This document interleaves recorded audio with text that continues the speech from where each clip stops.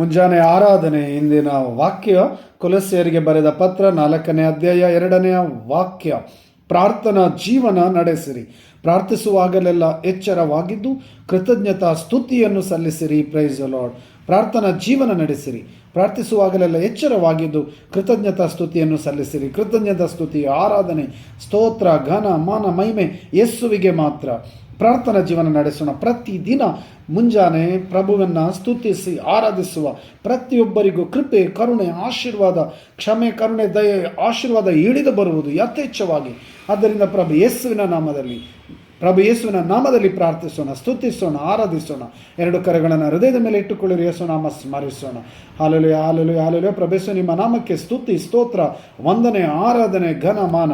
ಈ ವಾಕ್ಯ ಆಲಿಸಿದ್ರೆ ಪ್ರತಿಯೊಬ್ಬ ಮಗನ ಮೇಲೆ, ಮಗಳ ಮೇಲೆ ನಿಮ್ಮ ಆತ್ಮರನ್ನು ಸುರಿಸಿರಿ. ಜೀವಶಕ್ತಿ, ಆತ್ಮ ರಕ್ಷಣೆ ಕರುಣಿಸಿರಿ. ಆರೋಗ್ಯ ಸೌಖ್ಯ ನೀಡಿ.